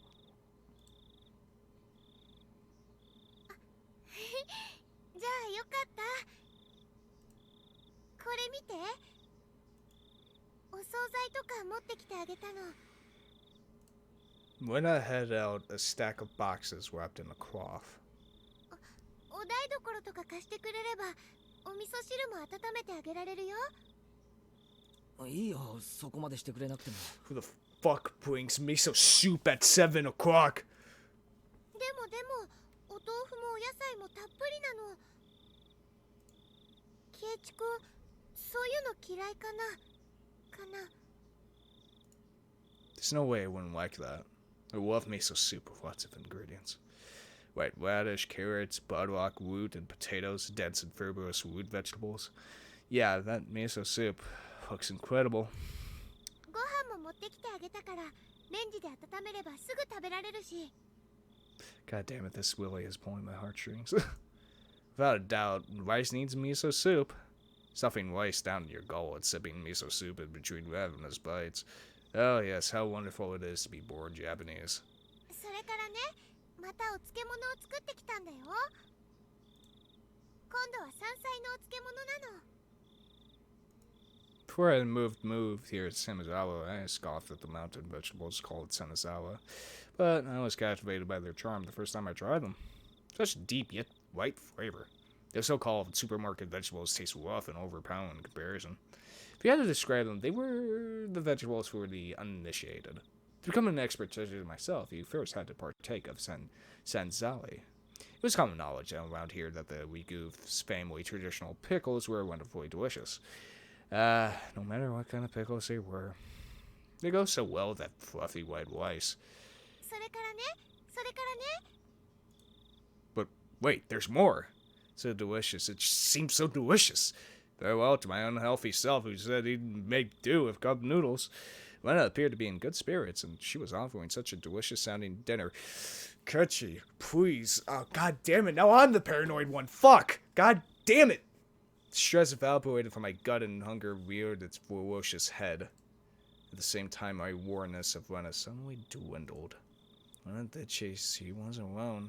Shouldn't be a problem letting her inside. Though the possibility that it was laced with poison still hadn't been ruled out exactly. And at that moment, a cold chill ran down my spine once again. I couldn't understand why such a sensation occurred just then. But the voice inside of me was sounding the alarm. This happy Rena speaking of this charming dinner was dependent on one premise.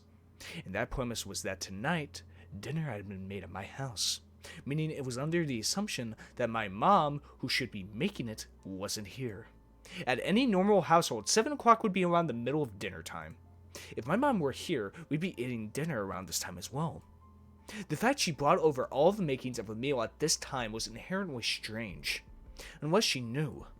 Rena, did she know that my parents weren't home? But there was also the chance that this was a bluff. I had turned on the lights and a bunch of other stuff to make it seem like my parents were here. There was a chance that Rena was unsure if my parents were home. But I had to wonder. The laundry, the garage, the evening paper. There were plenty of sights of them being hastily tidied up. It was hard to say that Rena didn't have the chance to determine if my parents were here or not. But there was no reason for me to confess that right now.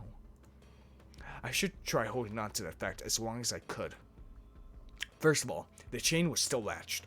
As long as I didn't take it off, Rena wouldn't be able to do anything to me.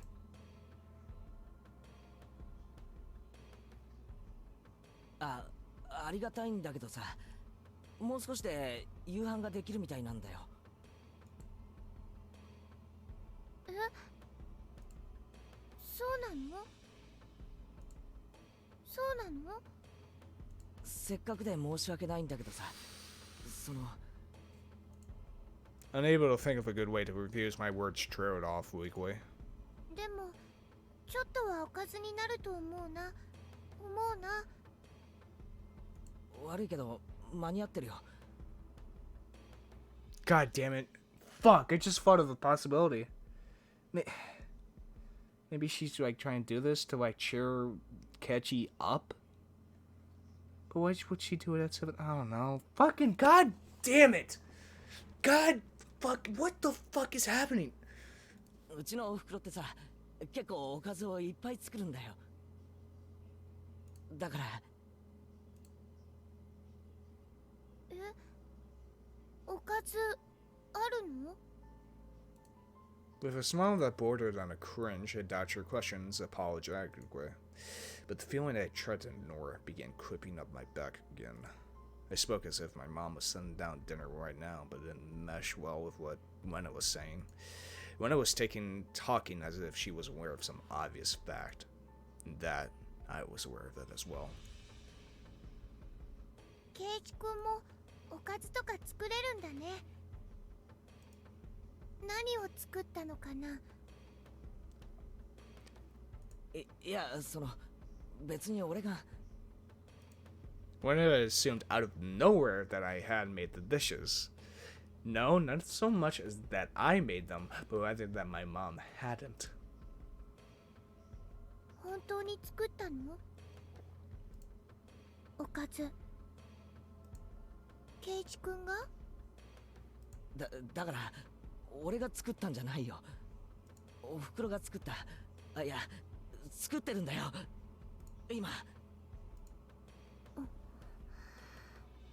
だからさ、悪いけどレナの持ってきてくれたのは食べられないんだよ。Rena fell silent at that moment. At that moment, I felt that the light had suddenly disappeared from her eyes. ケイチ君のお夕飯当ててみようか？なんだっていいじゃないか。ね。The conversation might appear natural at first glance, but when I was firmly in control, it felt like I was being interrogated. そのお夕飯、お湯だけで作れるんじゃないかな。おいおい、侮るなよ。うちのお袋のスペシャルなディナーを見くびるなってんだ。そりゃもう満願全席状態ですごいのなんの。 Tried my best to put on a strong front, but I couldn't grit my teeth quite white. So instead, I looked like someone who was borderline hysterical. But Rena showed no reaction whatsoever, even to that silliness. ケイチ君、本当にお母さんご飯作ってってくれたの？いやだからくれたんじゃなくて今作ってるんだよ。 The fuck did she assume she would have dinner? もうすぐ晩飯に。 But I had taken that assertion of mine that my mother was home and making dinner right now and was completely ignoring it. I could tell that the more I panicked, the colder Rena became. ねえ、ケイチ君。 At that moment, an uncomfortable chill crept in from the gap in the doorway. お母さん、お家にいるのかな？かな？ I couldn't keep up the charade anymore. Rena, she knew full well that my parents weren't home. But I'd come too far to admit that now. Anyway, my parents were here and we'd be having dinner soon. That was the situation I had concocted. So I answered. I told her she was here. いるよ。もちろん。 I could feel the humidity drying out from the surrounding air.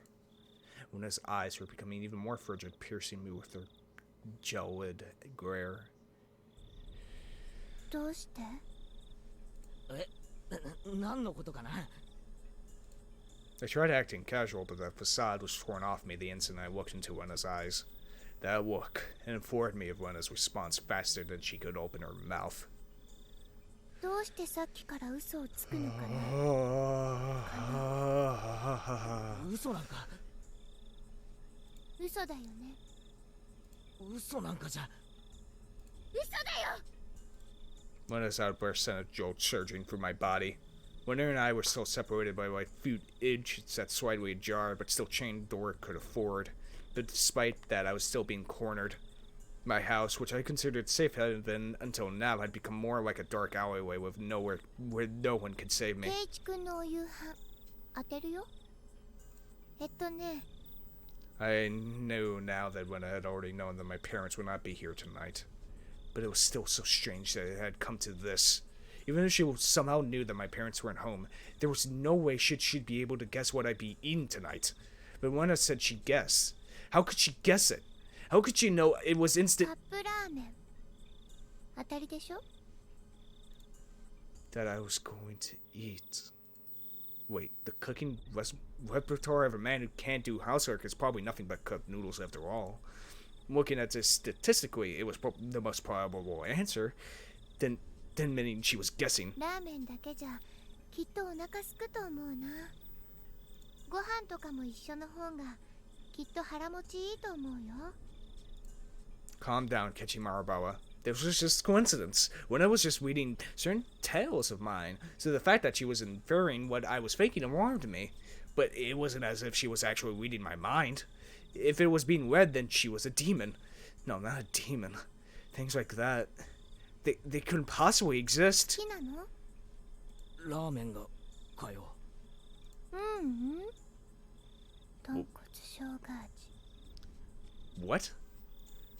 Wenda indicated that the point my answer was addressing was wrong. Her rebuttal was so short that I momentarily didn't understand the words Wenda had spoken. ごめん、レナ。今、なんて。何が？今さ、何が好きって聞いたんだよ。It wasn't long before I regretted how carelessly I pushed forward with that question. It was such a simple answer that was why I wasn't able to comprehend it. 豚骨生姜味。 I wondered how I appeared in the moments my mind went completely blank until the moment I was able to recover. As my field of view began to distort, slowly swerving in a counterclockwise direction, I lost all sense of balance. なんでそこまでわかるんだよ。 I didn't even deny it. That was the type of frenzy state I was in. How could Rena know even this? Not even caring as I mashed my head against the door, I fixated my gaze on Rena. but she didn't even flinch when she saw me do that. 確かに勝った。まとめて勝った。俺が箱買いした。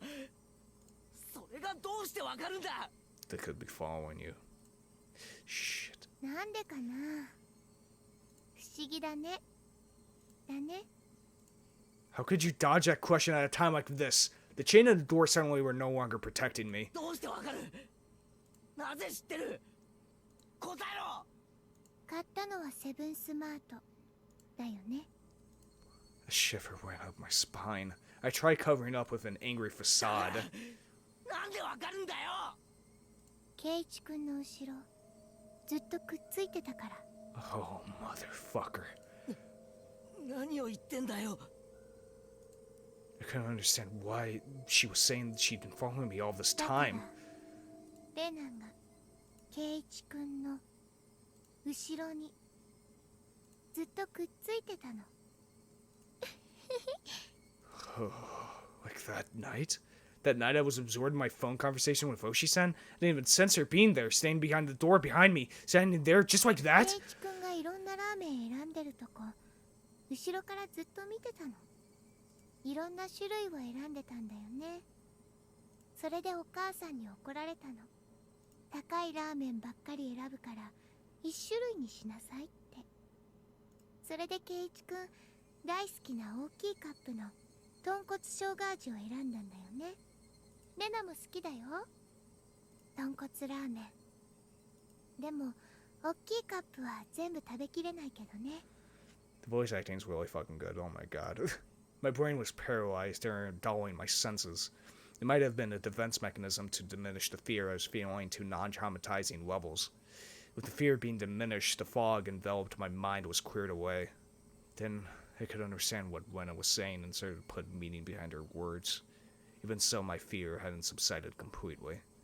It was like I was standing at the edge of a cliff, eyes closed so I didn't have to look down. Didn't actually solve any of the basic problems. I slowly took a step backwards, and as I withdrew, Rena advanced. だからケイチ君、ここを開けて。レナと一緒にご飯食べよう。きっと美味しいから。ね。 Oh, fuck! Rena's pale, slender fingers squirmed through the crack in the door at one at a time, as if they had a mind of their own, rattling the chain. If she had unlocked the chain from the door, a feeling of terror would have just exploded within me. But Rena didn't do that. She was simply imploring me to remove the chain. I tried my hardest to light the fuse to the power keg in my heart, trying again and again. Clatter, clatter. But it doesn't light. It doesn't light! 開けて。ケイチ君。帰ってくれ。頼むから。帰ってくれ。どうしてそんな意地悪を言うのかな。かな。帰ってくれ。帰れよ。帰れ。 The power keg inside of me finally went off. No smoldering, it just exploded. I tackled the door. The force through the door had knocked Rena momentarily off balance. I couldn't hesitate here. I grabbed onto the doorknob with both hands, planted my feet firmly, and pulled with all my might. But that slamming sound I so desired didn't happen. I could feel a tiny disturbing bit of resistance keeping the door from closing. And the source of that was Rena's fingers. Each of those fingers wiggling, squirming around like the tendrils of a carnivorous plant through the crack in the doorway. 痛いよ、ケイチ君。痛い。 It wasn't a harsh shriek, but more of a yelp she was trying to keep back. 帰れ。帰れ。帰れ。 I kept on pulling on the door with all my might. I didn't even realize that if I didn't loosen my pull on the door, at least momentarily, Rena wouldn't be able to pull her fingers out. That was why the door wasn't closing. 本当に痛いの、ケイチ君。悪ふざけが過ぎたなら謝るよ。 I didn't care one bit for her apology. No matter how much she apologized, it didn't change up any of what she had done up until now. It didn't change anything. 痛いの。痛いの。ごめんなさい。ごめんなさい。ごめんなさい。帰れ。帰れ。帰れ。Rena couldn't weave even she wanted to because I trapped her fingers. Rena's right fingers had become deep red and were no longer even screaming.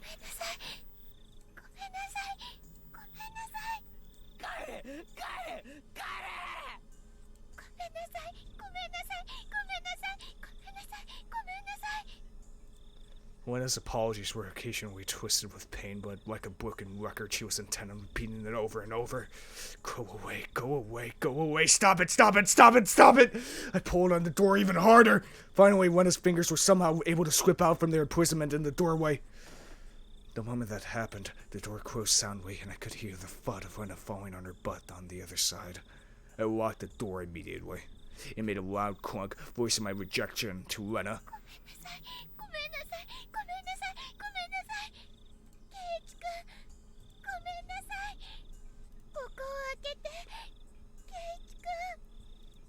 Rena leaned against the door, apologizing profusely and nothing else.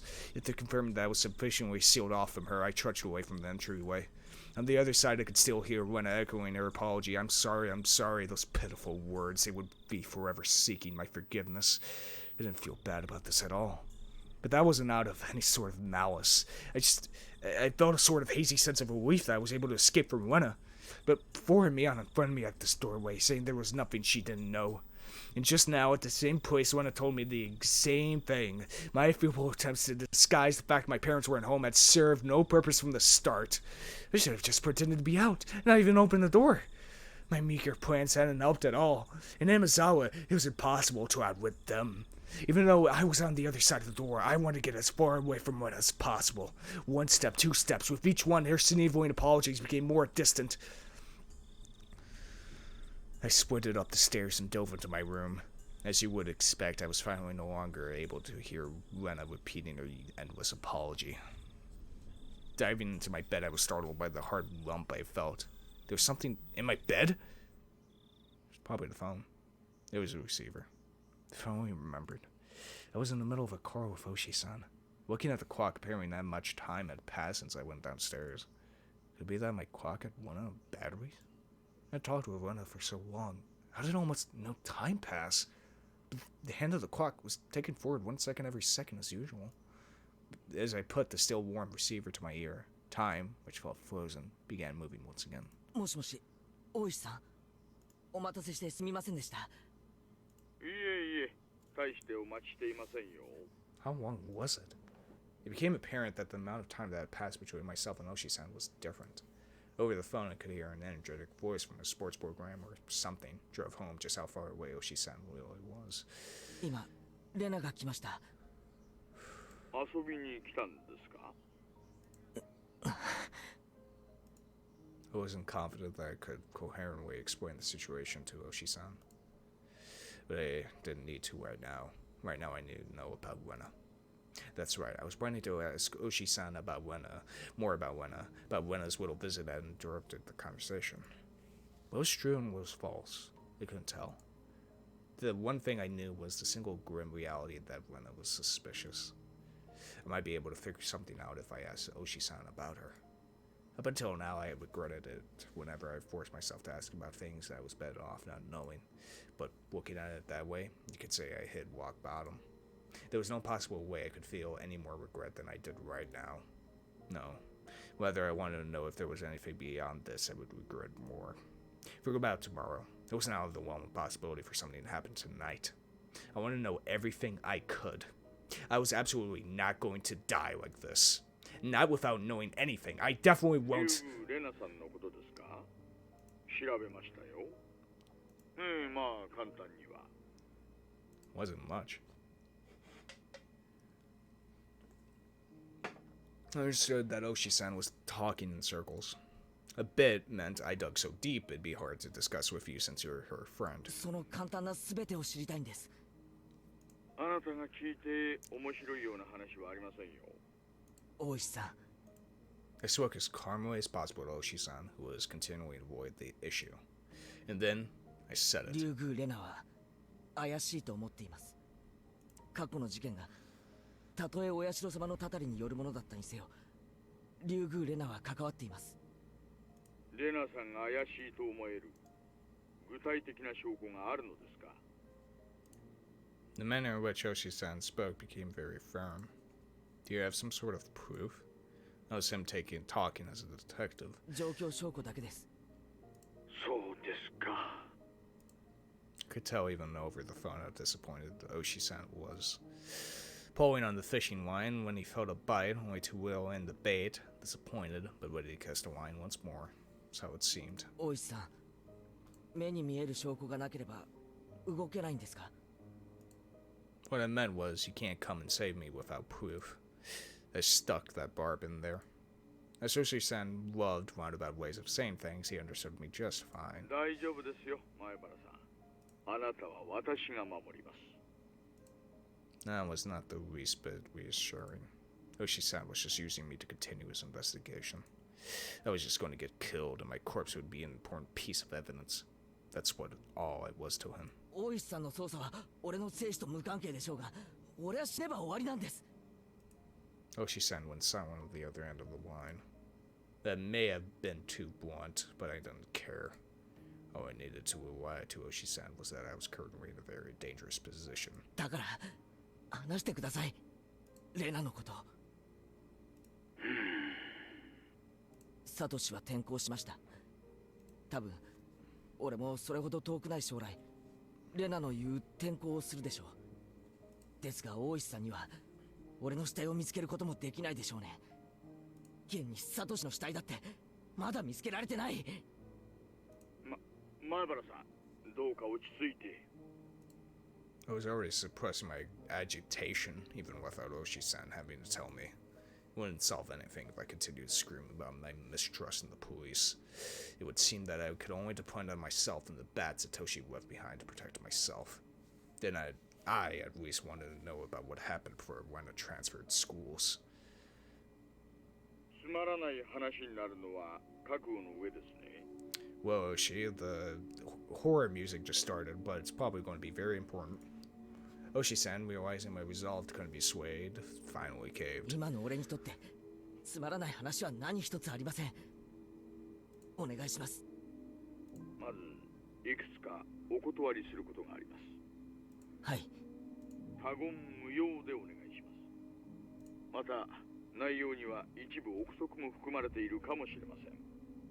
すべてが真実ではないかもしれないということです。よろしいですね。真実ではないかもしれない。言ってる意味がよくわかりません。ひなみ沢の連続開始事件は捜査本部がありません。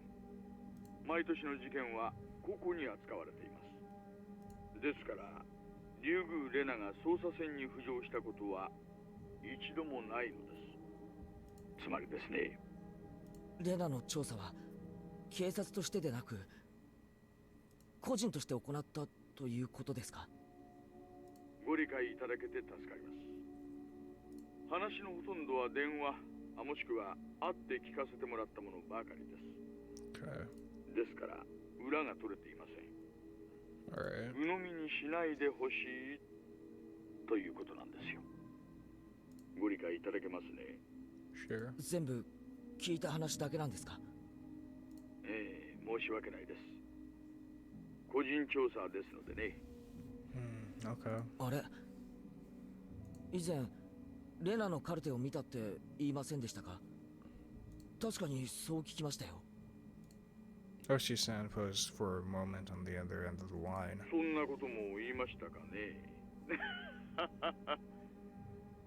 気のせいということにしてください。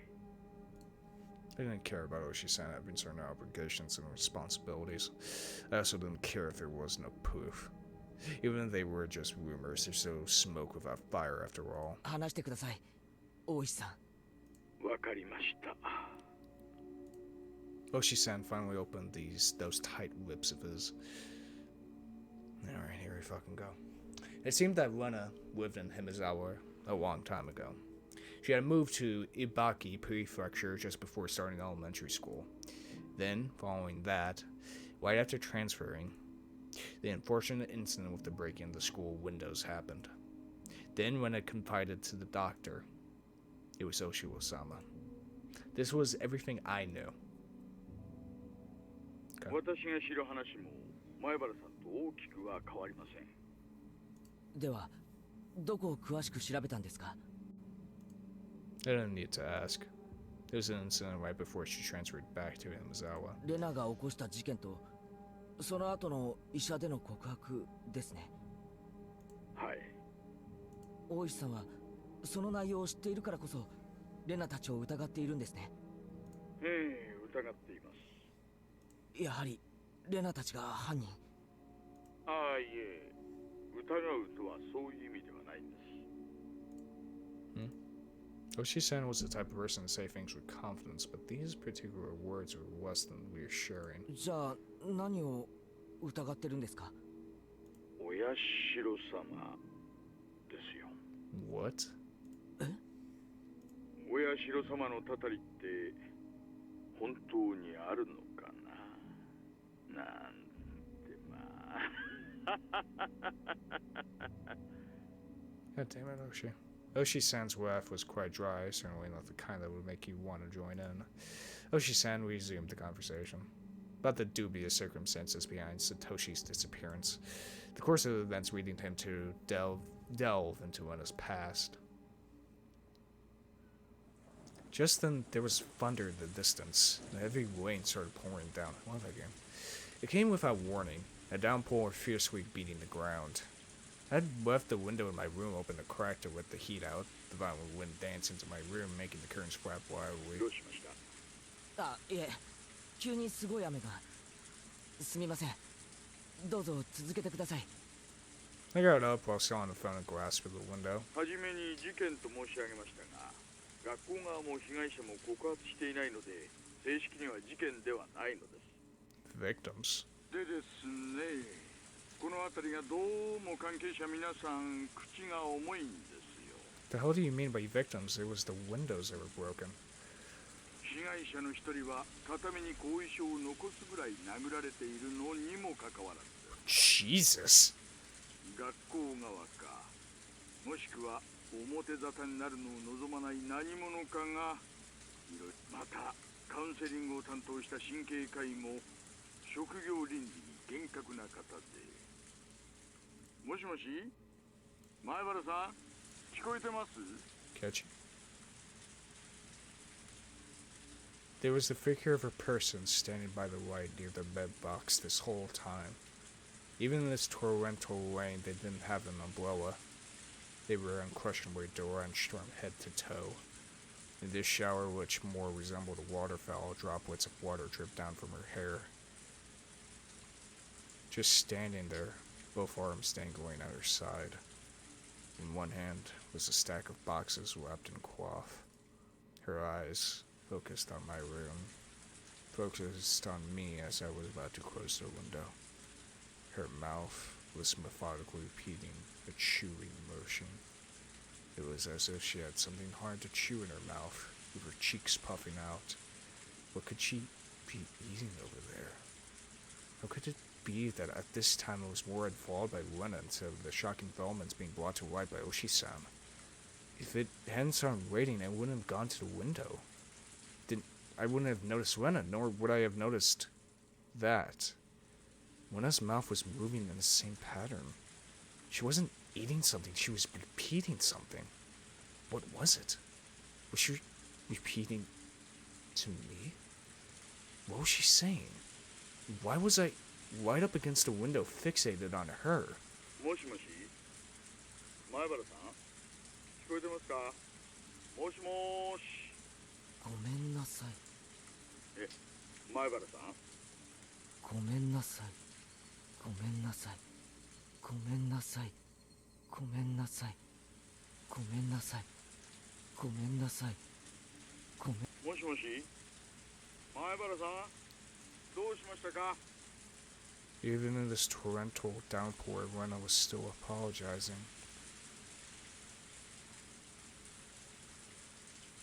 The other self inside me drew the curtain hastily with my right hand, blocking my view of the outside. But even doing that, Rena's whirlwind was apologies still reached my ears. I'm sorry. I'm sorry. I'm sorry. I'm sorry. If I forgive you for this, will you forgive me for that? Please stop. Please stop. Please stop. please stop. I'm sorry. I'm sorry. I'm sorry. I'm sorry. I'm sorry. I'm sorry. I'm sorry. I'm sorry. Damn it! Why should I forgive her? I'm the one who wants to be forgiven. What part of me can't you forgive? I won't be killed. If you won't forgive me, then I won't forgive you either. I won't forgive. Won't forgive. Won't forgive. Won't forgive. Won't forgive. Won't forgive. Won't forgive. Won't. I won't forgive. 前原さん、聞こえてるなら返事をしてください。もしもーし。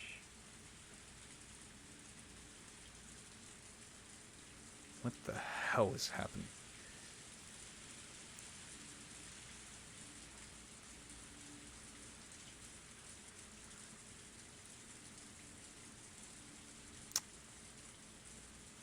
Split personality at the 7th Mart.